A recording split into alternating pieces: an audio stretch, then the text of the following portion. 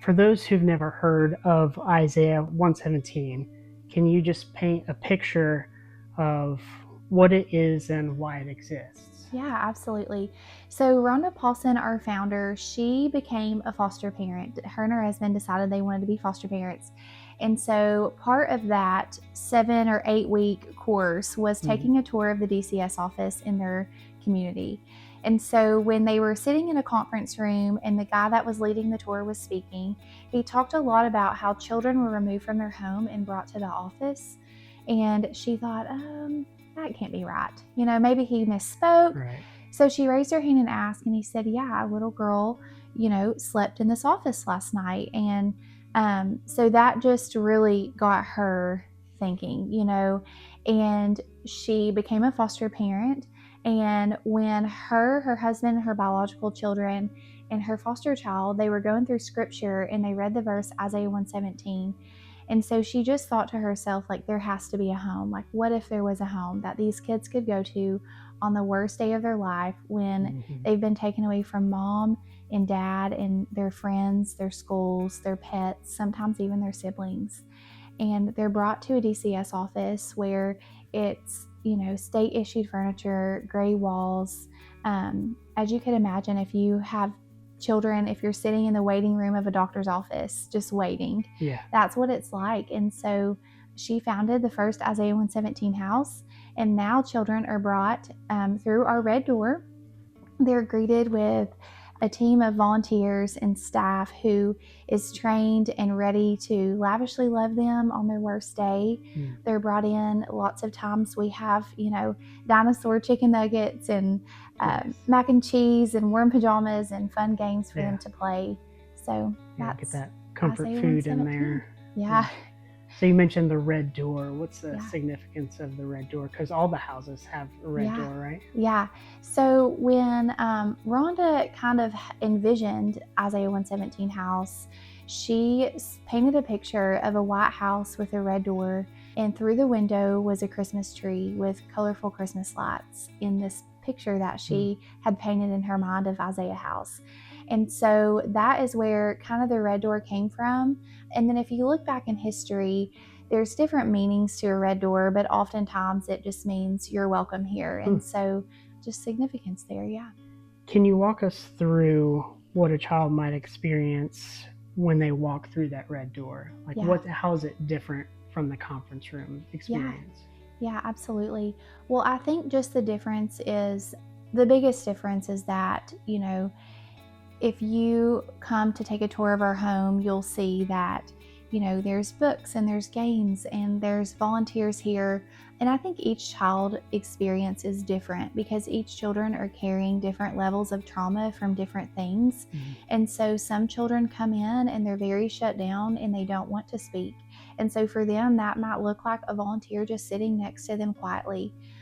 There's some children that come in and they see the toys and they're just, full throttle, ready to play, ready to eat all the fun snacks. And something that we do is we put chocolate chip cookies in the oven when we know that we're getting ready to get a guest. And so I think for them, the experience is walking into a welcoming, warm, homey environment with the smell of fresh baked chocolate chip cookies.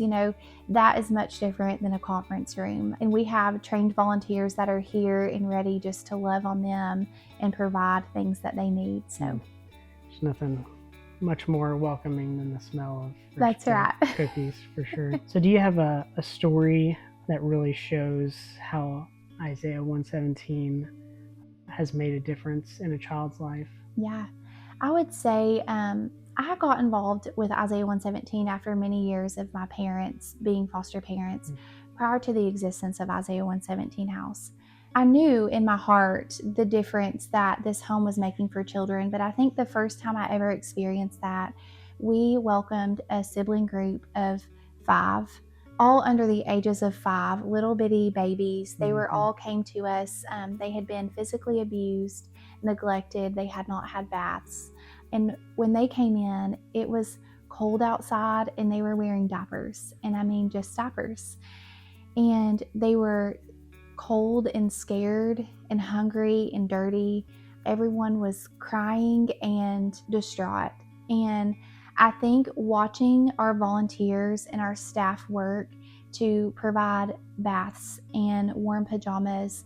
We made dinosaur chicken nuggets that night and mac and cheese, and we had bottles ready because we didn't know, what they needed.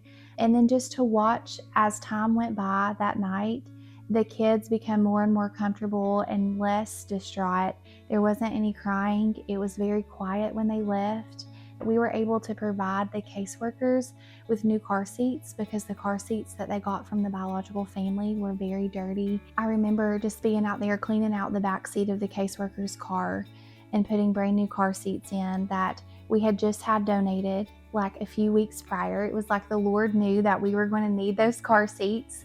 And so we packed those children bags full of all kinds of necessities and toiletries. And I remember sending a stroller and, just all the things that foster parent would need to get them started because they just said yes to 5 kiddos. Yeah. And just to watch the difference in when they arrived and when they left, I knew that Isaiah 117 House worked and it did what the Lord put it here to do. Yeah. And so that was just really significant.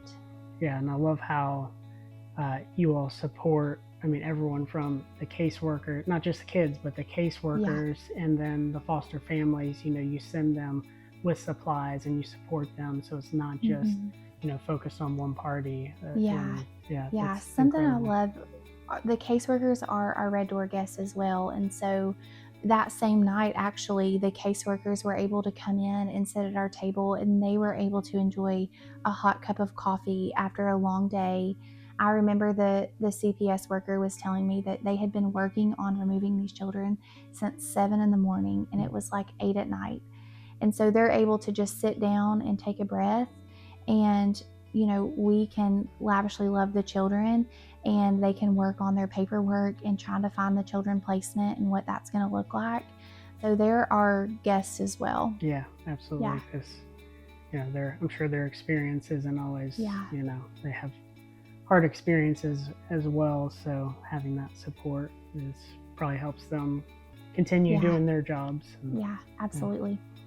For people who want to support Isaiah House, beyond my fundraiser or direct, monetary giving, what are ways that they could do that? Yeah, we have something really fun called our Sock Buddy program, and those are our monthly donors. And the reason why it's called Sock Buddies is because you, as a Sock Buddy, you get a new pair of fun Isaiah 117 socks every year. Oh, nice. And you can give anywhere from $1 to however much that you want monthly. There's an option to set it up on there for a percentage as well if you just really know your budget down to the percent. Mm-hmm. And so those are our monthly donors, and they're walking the journey with us. So that's where the Sock Buddy comes from. We also have annual fundraisers. We do a lemonade stand in July. Yeah. We have a golf tournament in September. We do a luncheon and dinner every other year. So that will be 2027 will be our next luncheon and dinner. I think that is all. Okay. Yeah. And if if someone has one in their area, they can donate supplies. Yeah, absolutely. If you have an Isaiah House in your area, you can certainly become a certified volunteer. So we're always looking to expand our volunteers. That looks like taking a certification course and working in the home with children. Mm. We also have what we call supporters, and those are people that maybe aren't in a place in their life where they can work in the home with children, but maybe they just want to volunteer at the golf tournament, or maybe they want to cut grass. Maybe that's their skill set. And, that is super, super helpful because I don't want to cut grass. Yep. That's so great. Yeah. There's lots of ways that people can get involved, and not just donating funds, but also just time and skill set. Yeah, that's great. Yeah. What's your biggest hope for the future of Isaiah House, both here in our community and just for the country? Yeah, absolutely. I know they've been spreading. I think the ultimate goal, and I don't know that Rhonda Paulson would agree with me on this, but maybe, I think the ultimate goal is that, I love my job. I couldn't imagine doing anything else, but it would be amazing if Isaiah House didn't have to exist. Yeah. If there were foster homes for all of these children to go directly to, or if this wasn't even a problem. Mm-hmm. But I think realistically, ultimately, the more Isaiah houses that we can, have in different communities, I think they're needed. It just takes that person to step up and say, like, hey, there's children sitting in our DCS office. What are we going to do about it? And I think the community really rallying together and saying, hey, we need an Isaiah house in our town too, so that children have a place to go on their worst day and that they're not sitting in the office. So I think just more Isaiah houses until maybe one day we don't have to be here. Yeah, absolutely. Well, thank you for sharing the home with me. It's beautiful, and the work that you all do here is incredible, and happy to support, with the fundraiser and beyond that. Look forward to, getting more plugged in, and hopefully encouraging other people to get plugged in to this one or whatever one is close by, or even if they don't have one close by, they can still support it. So. Absolutely. Thank you for coming, and thanks for what you're doing. We're really excited. Yeah, we're looking forward to it. It's going to be fun.